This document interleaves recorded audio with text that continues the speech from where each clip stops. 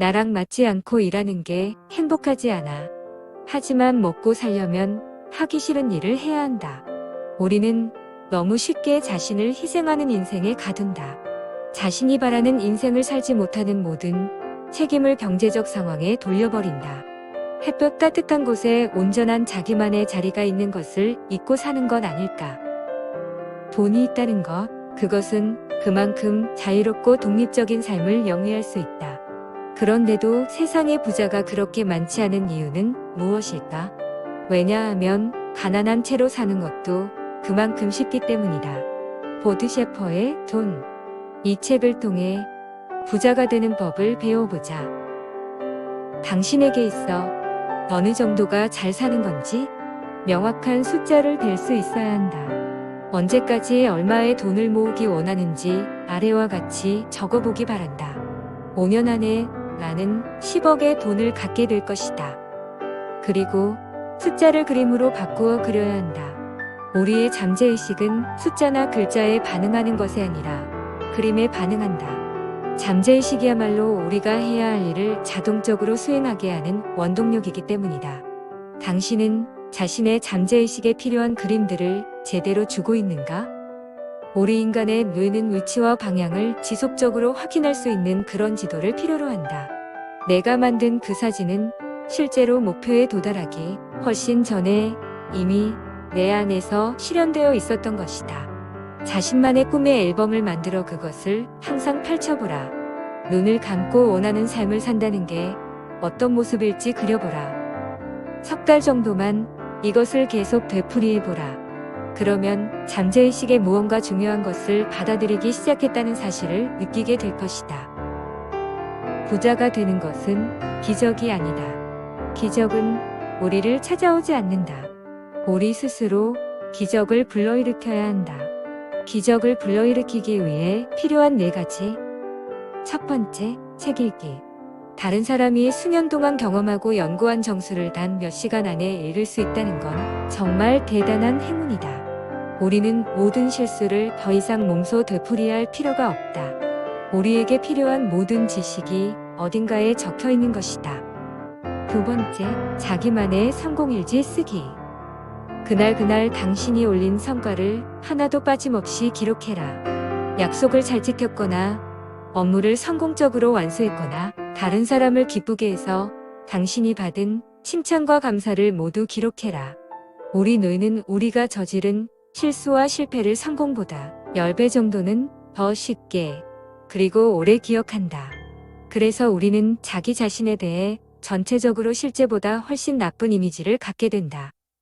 최소한 자기 자신에 대해서만이라도 긍정적으로 보려고 하는 것이 중요하다. 우리가 멈추어 서느냐 아니면 계속 나아가느냐는 항상 다음 단계로 나아갈 자신감을 갖고 있느냐에 달려있다. 가장 체계적이고도 효과적으로 자신감을 갖는 방법이 바로 성공일지를 쓰는 것이다. 편안함은 핑계에 불과하며 실제로 우리는 자신의 성공을 믿지 못하는 것이다. 세 번째, 세미나 참석하기.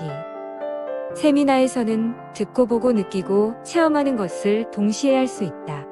발상의 전환을 가능하게 한다. 이를 뒤집어 생각하거나 기발하고 새로운 방향으로 생각할 수 있다. 좋은 세미나는 참가비도 비싸지만 자신의 발전을 위한 비용은 이를 소홀히 하는데 손실 비용에 비하면 아무것도 아니다. 네 번째, 좋은 멘토 찾기.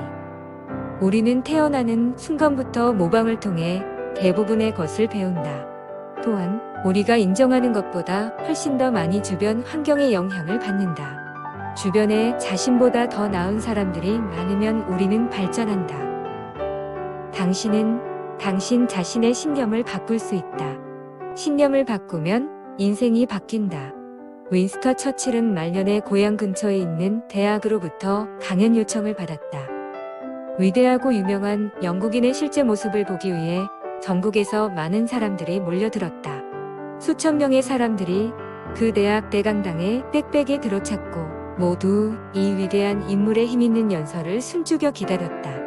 마침내 처칠은 자리에서 일어나 마이크 앞으로 다가가 말했다. 절대로 포기하지 마십시오.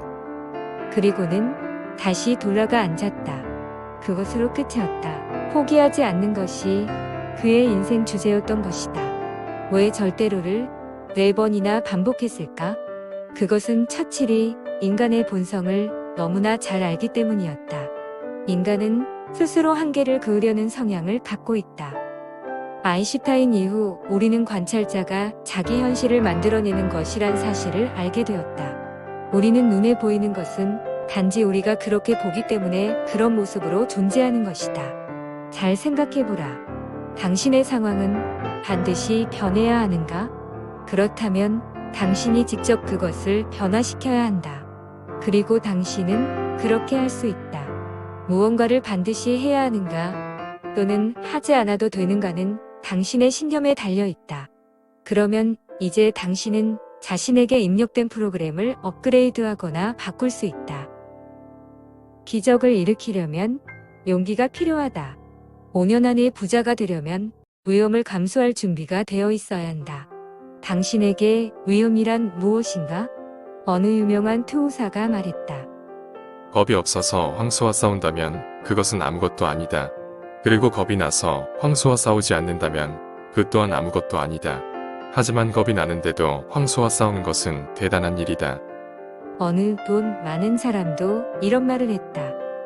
내게 큰 성공을 가져다 줬던 모든 일을 처음 시작할 때 나는 차라리 죽고 싶을 만큼 두려웠다. 새로운 일을 시작하기 전 두려움이 생기지 않는다면 그 일은 당신에게 왜소한 일이라는 뜻이다. 인생은 게임이다. 위험을 감수하지 않는 자는 아무것도 이루지 못한다. 잃어버릴지도 모른다는 두려움을 갖고 있는 한 아무것도 얻을 수 없다. 두려움에 맞서는 아주 효과적인 방법은 오히려 감사하는 것이다. 미래에 대해 두려움이 생길 때, 그리고 내가 잘할 수 있을까? 일이 잘 풀릴까 하는 의심이 들 때 이런 간단한 방법을 써보자. 자신이 고맙게 생각하는 것 5가지만 골라서 적어보는 것이다.